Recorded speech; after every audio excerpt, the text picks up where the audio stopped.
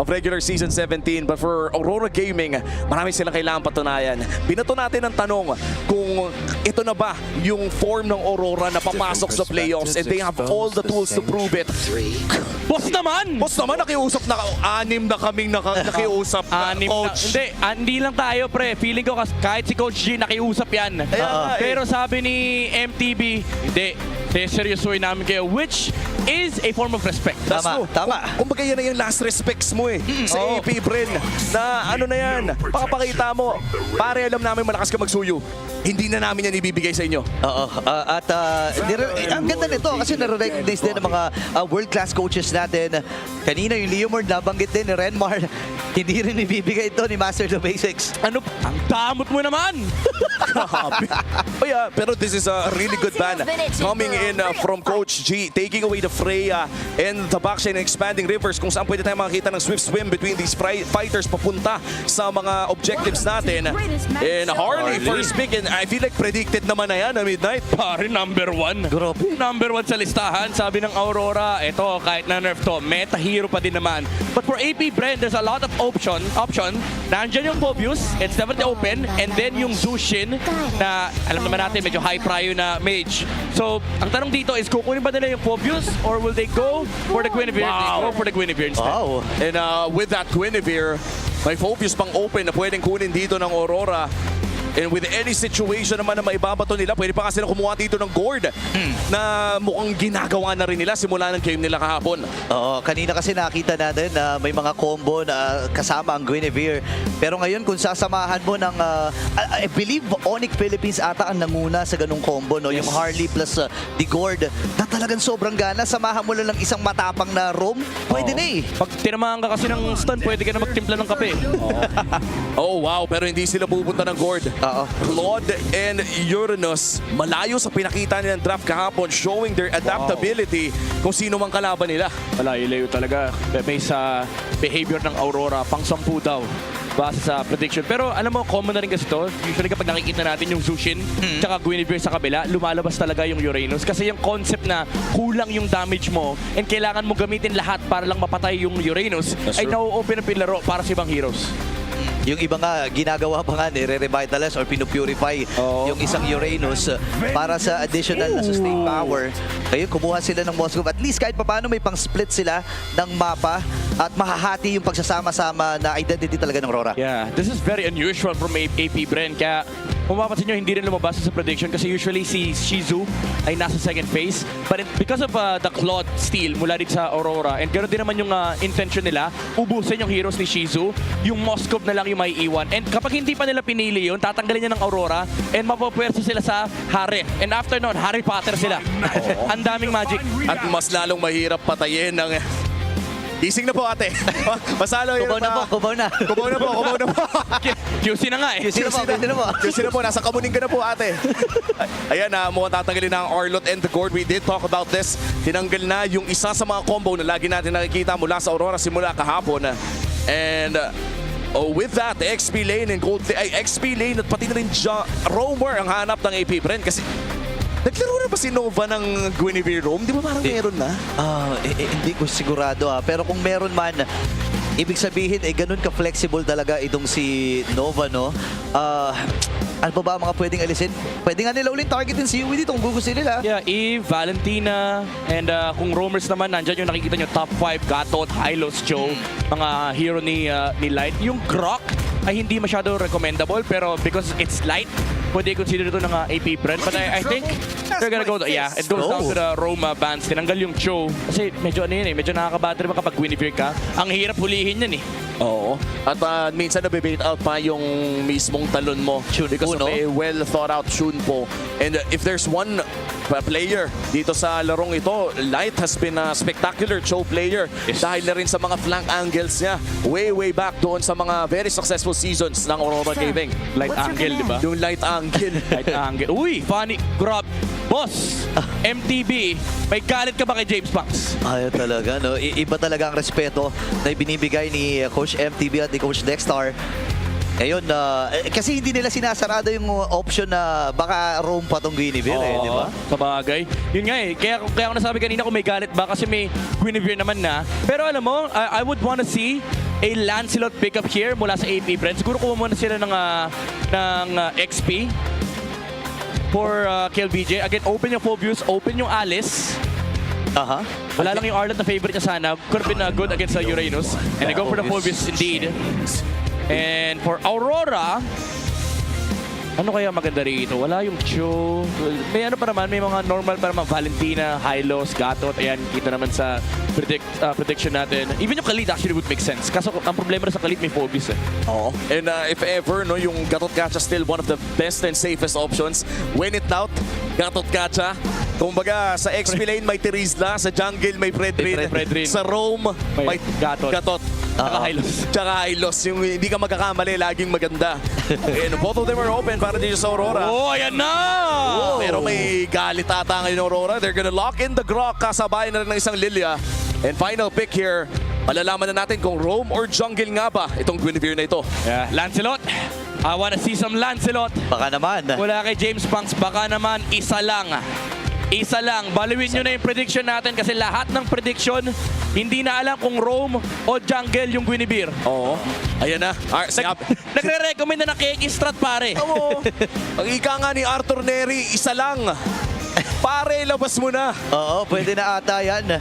Actually, kung iisipin mo, nagme-make sense eh. Di ba? Kung sabayan sa Harley, pwede mo i-dodge yung, Deadly Magic, di ba? Okay. Galit pa rin. Going in for the safe route. Number 1. Sinape, no? Sinape. 50% ba naman? Oo. Yun talaga.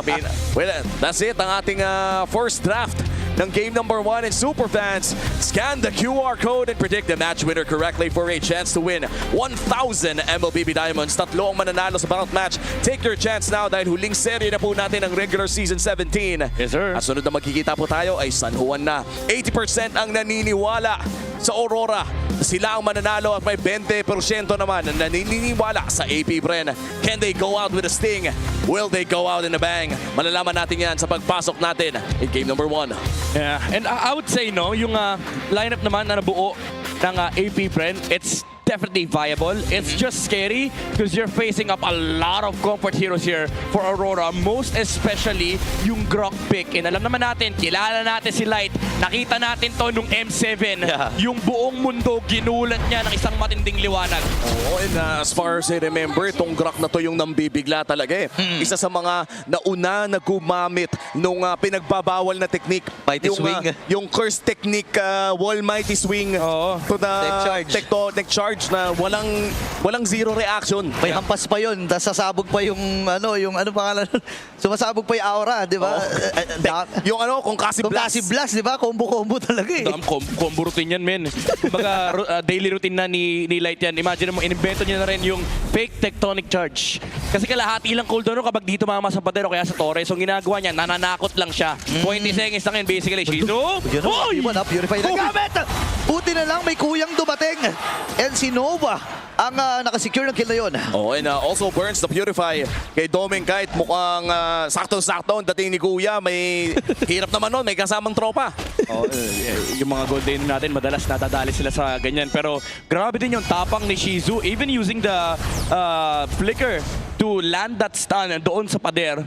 Very good outplay mula rito sa AP Bren. Oo, at saka maganda din yun na-shutdown nila ng maaga. Yeah. Si Doming kahit on this claw, dahil alam naman natin yung buhat factor na meron si Doming kahit the moment na makuha niya ang kanyang Trinity, that kill at least silences the early game para dito sa Aurora. James Banks. Pero si Light ay mapipilitan ding mag-flicker. Mukhang ang AP Bren ay nakakakuha ng magandang simula sa ating game number 1. Oo, nalalagas yung mga spells, pero sa ibaba, sila naman ang malalagasan ng spell dito kasi napaflicker na.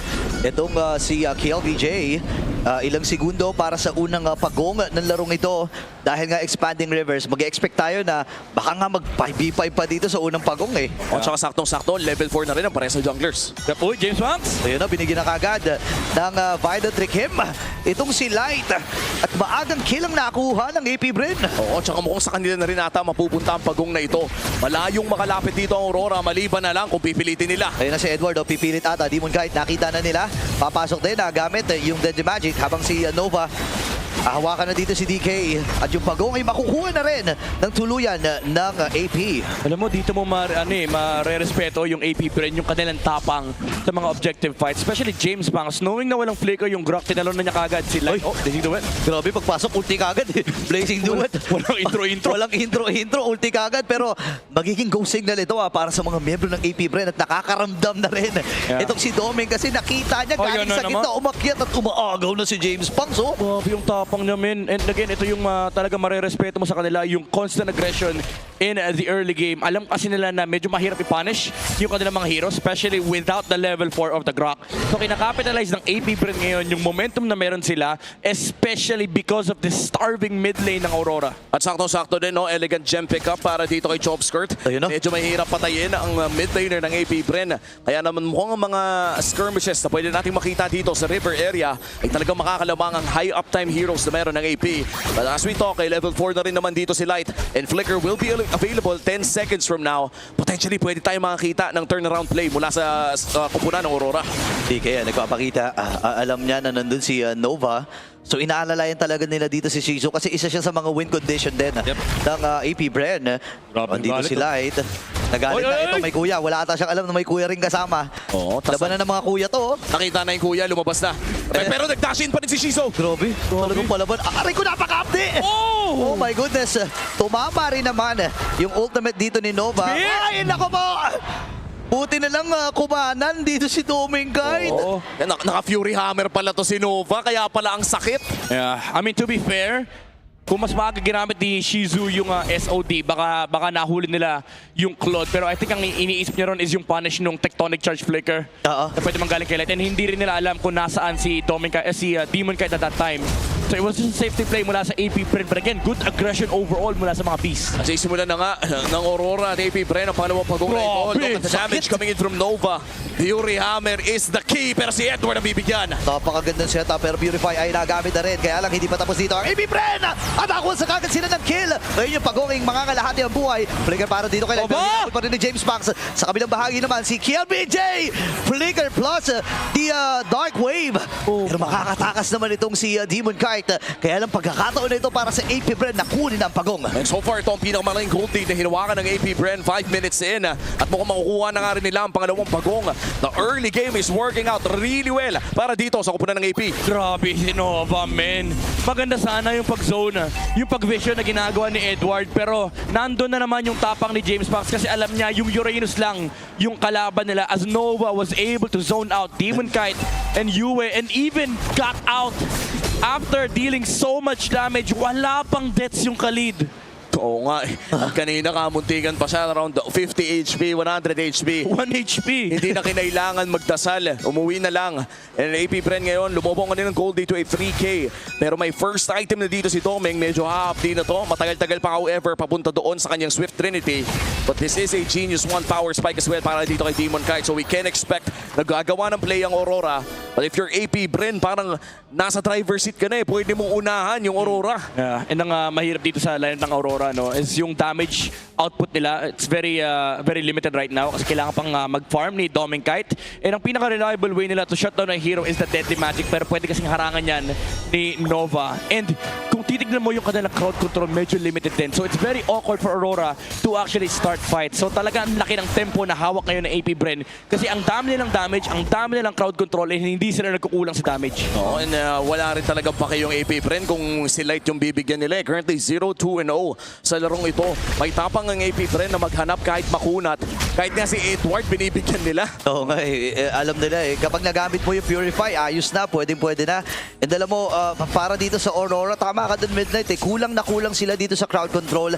Wala silang pang next na panlinya dito kay Light right after nung tech charge wait lang. Okay.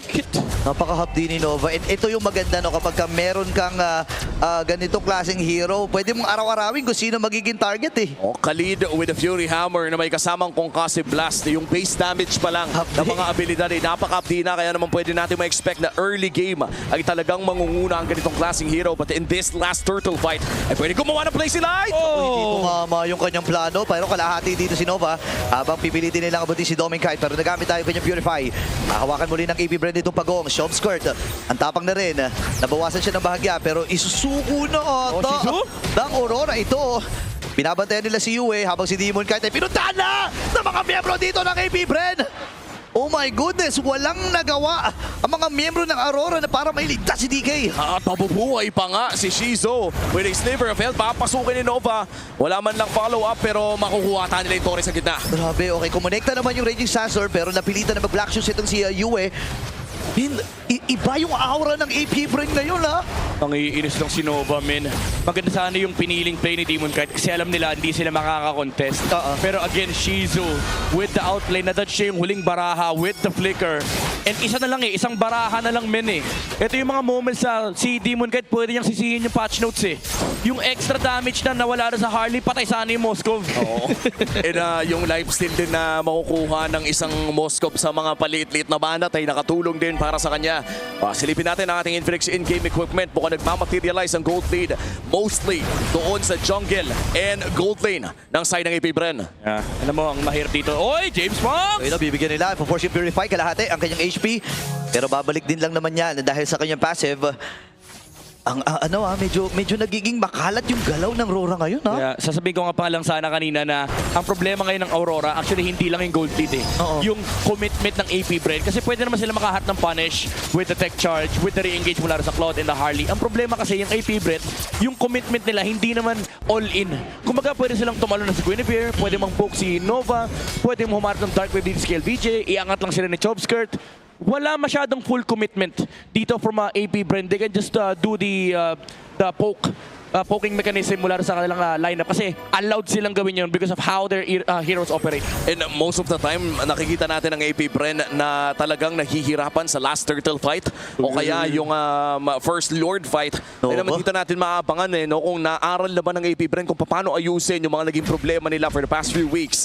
And with this Lord, 5 seconds from now, malaki ang kalamangan na hawak ng AP Bren. Potentially ay maka-surrender ito ng Aurora at mag-def na lang. Okay, lumalayo si Nova. I-slow po siya na ni Shizu pero masasagot din naman ng Aurora ito.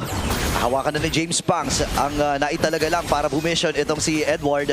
Pero 5 na ang AP Bren. Pwede din ang bilhin si Edward, ha? Wait lang, anong gusto nilang gawin dito? Half HP on this Lord. Sasayawin at i-reset ang side ng AP Bren. Uuwi muna, pahinga muna ang call ng parehas sa kupunan. Sakit. At may laban na ata sa gitna! Tinamaan kagad. Ako po si Chobskirt. May matitirang buhay with that regeneration. Pero dalawa na kagad tumumba para sa Aurora. Ngayon tumama rin yung SOD. Sumama na si Shizu dito at si UM pinupuntahan nila. Sakto din yung Purify para maiwasan. Pero hindi na maiwasan yung mga sibat dito ni Shizu. 8-0, a perfect game so far para sa AP Bren. At mukhang yung Lord na ang sunod ng punteriya ng mga Bees. Kamuntigan sana yung angulo na harap nila kanina. Nahuli nila yung Zushin. Naka-layers sila na maayos. Pero yung extra shield na nanggaling sa Crimson Beacon. And again, the lack of damage mula dito sa Harley. Hindi pa sila tapos. Gusto pa nila i-force yung Fury. Pero Uranus kasi yan. Pero alam mo, ito na naman yung nararamdaman ng Aurora. Kinukulang sa damage si Demon Knight. Oh, and look at this. Makakatore pa ng isa sa taas si Kill VJ. So far, a perfect game para dito sa AP Bren. At lumalaki lang ng lumalaki ang hawak nilang lamang kontra Aurora. Napaka-updi na rin ng mga banat na nanggagaling kay Shizu. Where was this AP Bren for the past few weeks? Okay, Nova ay kukulong nila dito. Lord, medyo matagal-tagal ba naman bago tumapo doon sa Torre. Ang hapdi, men. Light tsaka si Edward yung nakaharap. Nararamdaman, ha? Tatlong sibat lang yun, men. Magkakaroon pa ata ng 1v1 with the Great One dito, Slight na Apulano, pero ang Lord ay magmamarcha na doon sa top lane. Makakadepensa naman nata side ng Aurora Gaming. May Holy Shields pa sa gitna at sa baba. Puputok ito. At mukhang si James Pangs ay susubukan bigyan ni Demon kahit napakakulang. Bait! At ayan na nga. Inabangan ako, tumama rin yung Raging Storm! Oh my goodness, napaka-hapdi na dito ni Nova, mga kaibigan. At basag na lahat ng mga inner turret, base turret na sarang ang natitira. Pare, yung Khalid. Yung Khalid, i-make sure ko lang, ayan, pabuo ng Blade of Despair. Aray ko po. Si Nova kaya naman pala. Oo nga, pre, 2 Legion Sword. Espada ng mga desperado. Oh my God. Aray ko. At ngayon lang ulit tayo nakakita ng ganyan, yung roam na may konting damage. The last time na nakita tayo ng damage roamer, uso pa ata sila Natalia doon, uso pa ata sila Pakito. Sorry. At Anong konti? Yan yung max, Sagad, heptasis, POD. max physical damage. Pumili na lang ng chastise para may masabing nakatangka. Oo, tama. Rome pa din ako. Pinanindigan niya, sabi niya, Rome ako. Magcha-charge na sa'yo ko ha. Pero mabili yung BOD. Pero may bilang BOD. Shoutout kay Wolf. By the way, ang pinakamahal na item sa shop, Tama. POD. So ganun kayaman ang kalid na nanggagaling dito sa AP Bren as we head on the 12-minute mark. Grabe, 10K gold. 10K, pre. Oo, ito yung mga literal na kapag screenshot mo, may mga taong hindi maniniwala eh. Oo, sasabihin nila AI generated yung content pero hindi po AI generated ang nakikita nyo. Live match to mula sa AP Bren. 10,000 gold lead, 9-0 yung score. Full control of the game and malaking bagay dito yung presence ni Nova. At ito rin yung hinihintay natin mula sa AP Bren talaga. Yung dominating early game all the way to the mid to the late. As of now for Aurora, kailangan nilang bumili ng oras, kailangan nilang hindi mapitas. At medyo mahirap yung part na yun dahil parang kahit sinong humawak sa'yo sa side ng AP Bren ay napakapdi talaga. Yeah, ang daming tanong na dapat masagot dito ng Aurora and sinusubukan sila ng AP Bren kung gaano sila kahanda sa pagpasok ng playoffs. Kasi ilang linggo na lang para sa ating playoffs. Parang ang AP Bren dito gusto nilang tapusin yung kanilang season na may panalo at may ngiti sa mga mukha nila. And to think, kung hindi nanalo ang Aurora kahapon against Smart Omega, this would have been a decider match kung sino ang papasok sa playoffs. But right now, with this Lord, AP Bren ang may hawak. Si Light ang nagbibigay ng vision. Ibibigay na lang ata. Hindi na reset. Ang ganda ng plano ni Light dito pero James Pax ay tagumpay. 11K gold lead. Plus meron na rin siyang Winter Crown actually ha. Yeah, hindi rin kasi sapat yung espasyo talaga. Hindi hinila ni James Pax ng buo. Minsan kasi may full reset na pwesto doon sa Lord Pit pero hindi hinatak ni James Pax yung Lord doon sa area na yan. So kahit lagyan ng pader ni Light, hindi talaga mare-reset yon for AP Bren. And this is a big objective that they took. Kasi they have the damage and they have all the tools in the world to actually break the base of Aurora. Lahat sila may flicker. Oh, and for Aurora Gaming, no, kompleto din naman ang kanilang mga Purify. Also, the flicker coming in from Light. So, kailangan din naman mag-ingat kahit paano ng AP Bren. Kahit malaki ang kanilang kalamangan, they cannot afford to lose. Oy! Grabe, tamang hinala si James Pax at tama nga ang kanyang hinala kasi si Light ay nandun. Hahabulin ni James Pax, may wall na gagawin pero nag-buy time lamang ito. Tatama din yung spatial migration and the violent na Kema at siya ata ay magtatagumpay against dito kay Light. Dalawa nakakaroon na patumba ng AP Bren. Aray ko po. Pinagsisipat na sila. Buti nila nga hindi tumama yung SOD. May Lord pang kasama dito ang AP Bren at nagbe-base lock na nga ang high para sa Game 1. AP Bren with a perfect game against Aurora Gaming dito sa kanilang game number 1 performance. What a nice way to start the last series of the regular season. Ang tanong sa buong Pilipinas, ang tanong sa buong Hive, nasaan yung AP Bren na to nung mga nakaraang linggo? And, siguro para sa AP Bren, wala na kaming kailangang protektahan eh. Ito na ilalabas na namin lahat eh. Alam mo kung may sak maestrong preparado, may AP Bren na hindi pressured. Ayan. At may Novang Desperado. May Novang Desperado. May Blade of Despair. Naka-BOD, naka-lead. Sobra na yan, insan. Min, ang napakasakit ng mga Desert Scimitar dyan dito. Actually, yung passive lang eh. Yung sumusugod na passive, nararamdaman na kagad ni Dicky pag nakahabol siya eh. Oo, and halo-halong problema, men, yung binigay dito ng AP Bren. Nag-mekus-mekus yung damage output nila, yung crowd control, and hindi nga nakaharap ng sagot yung Aurora. And that jump mula kay James Pax, men, TH talaga, tamang hinala. The man with a million vision as well. Ano kasi parang wala namang mawawala kapag Tatalon ka. pag tumalon siya doon 10 at may seconds lang nakita, nice one. Kapag wala, nice one pa rin. Hindi rin na makita ng Aurora yun. Tama. Ibang klase ang paghahanda. Grabe. And syempre, ang handang-handang nag-Blade of Despair, pre. Ayan na. Si Nova. Bila mo ako ng Blade of Despair, papatayin ko si Demon Kite ng level 6. Ayan. Our MVP of Game 1, Nova, with a perfect 505 KDA. Alam mo, sa totoo lang, first time ko may experience to, di pala niya, binuo.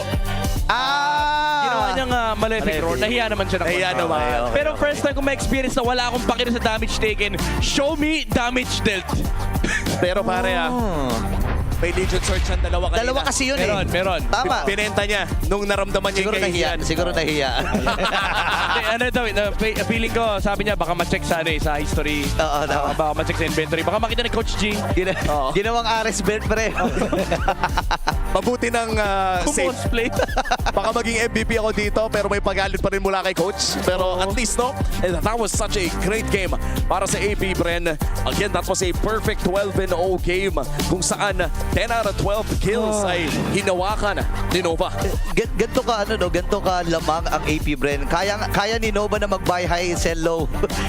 Kahit lugi siya doon kasi pag binenta mo yun, kalahati na yung presyo nun eh, di ba? Oo, pinakawalang kwentang bayan. Pinakawalang kwentang bahay. para lang makapagtago. Pero baka naman kasi napindot lang. Ayan, oo nga. Sabi niya, hindi, malefic roar talaga to. Okay. Tsaka ano na kapag nakakita ka naman, sabi niya sapat na yung damage. Dinastify. Hindi ko na kailangan nung BOD. Ang mga Malefic Roar ko na lang notice kung kumunat si Edward, lulusot pa rin. Oh, baka kasi sabi niya, nakuha natin yung Lord, kailangan ko ng end angle, Oo. pabiling imo. Kasi hindi kasi sapat yung pera. Kasi binili niya yung malefic roar. Tama. Gusto ko yung analysis natin. Yung Gina-justify natin eh. Oo. Kasi nakita ng buong Pilipinas, Nova. Dalawa yun. Dalawa yung Legion Sword kanina. Tama. Dalawa yun pare, binilang namin. A 15-minute game kung saan si Nova ay nagpakitang gilas on his Khalid. At sa totoo lang pare, for Aurora, medyo napapatanong tayo, no? There were plays na sinubukan nilang gawin, Yeah. pero hindi kumasa. Bilang mo sa 10 daliri natin yung nangyari dito sa game na to. Yung outplay ni Shizu, yung tapang ni James Banks, and then after that, it was all Nova. Yung natitirang 8 events dito sa game na to, it was all done by Nova. Siyempre, may assist yan sila James Banks na nakakaharap ng magagandang huli with a spatial migration. Pero, pala JP, si Nova dito, men, sinakal niya yung Aurora. Everything na nakita ng Aurora, yung mukha ni Khalid. To be fair, may mga magaganda setup din naman si Light. Bukod doon sa last few moments nung agawan nila doon sa Lord na hindi tumama yung combo niya na Flicker Mighty Swing. Pero again, napakahirap kalaban ng ganitong klaseng hero. Isipin mo yun, hindi pwedeng hindi mo pansinin eh, kasi Oo. papansin to eh. Ang masakit kasi dito, men, kahit mag-land yung combo ni Light, again, nakaharang yung Khalid eh. Hinaharangan niya yung Harley. Ito yung parang known counter talaga laban sa Harley. Harangan mo lang. And si Khalid, perfectly capable of doing that. Ito yung purchase ng Malefic Roar. Ayan. 1337. Mamaya may mga maliliit pa yan eh. Oo, Tingnan natin. Nakita natin yung Legion Sword ng 12 minutes. Dalawa yun. Sana makita pa natin yung mga maliliit na item kasi halatang halata talaga. Kitang-kita sa screen eh. Kita eh. Sinisilip ko rin sa stage kanina. Ayan na. Ayan o. Nasaan? Ayan o. One Isa lang. Legion Sword. Uy. Ay, isa lang pala? Isa lang ba? Namalikmata lang tayo. Namalikmata lang. Sorry na. Sorry na, Nova. Nova. Ginudge ka namin. Sorry Sinadge ka na. namin. Ang malaga, gumana naman. Huwag ka mag-generate siya ng buong Pilipinas. Sinadge na rin ang buong Pero Pilipinas. yan. namalikmata lang tayo lahat. Pero gagayahin yan. Kakayahin. Ng mga RG boys natin. Kasi sa totoo lang, even if let's say na medyo may pagka-kengkoy, may pagka-prankster na may damage tong Khalid na ito, ay gumana siya specifically for this game. Yes. Dahil nasasagot niya ng todo-todo